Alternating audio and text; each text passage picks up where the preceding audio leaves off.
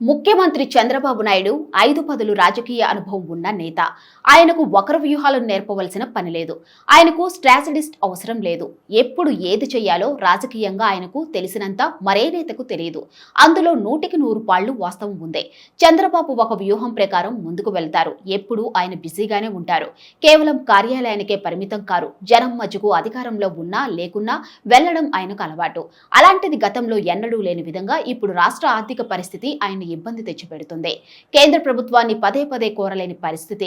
నిధులు ఇవ్వమని ఢిల్లీ చుట్టూ తిరగలేరు. ఎందుకంటే ఇప్పుడున్న పరిస్థితుల్లో కేంద్రం కూడా పూర్తిగా ఆంధ్రప్రదేశ్ కు సాయం చేయదన్న సంగతి ఆయనకి తెలియంది కాదు. పోలవరం, అమరావతి నిర్మాణం వంటివి చంద్రబాబుకు ప్రథమ ప్రాధాన్యాలు.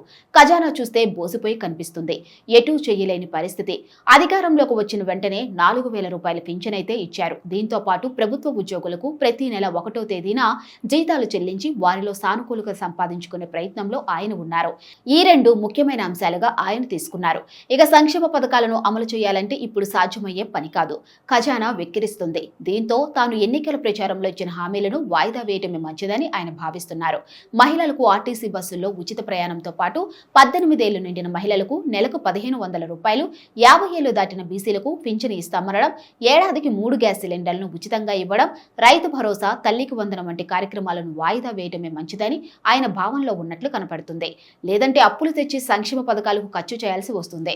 ఇక చంద్రబాబు ఆలోచన తిరుగు అది విరుద్ధం. అప్పులు చేసి అభివృద్ధి చేయాలనుకుంటారు కానీ సంక్షేమ పథకాలను అమలు చేసి చేతులు కాల్చుకునే పని చేయరు.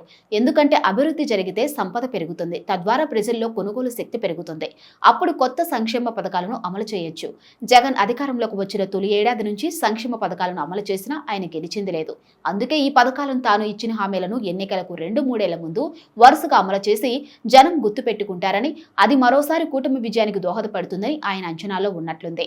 మరి చంద్రబాబు ఆలోచన నిజమైతే ఇప్పుడిప్పుడే సంక్షేమ పథకాలు ఏపీలో అమలయ్యేది కష్టమేనంటున్నాయి అధికార వర్గాలు.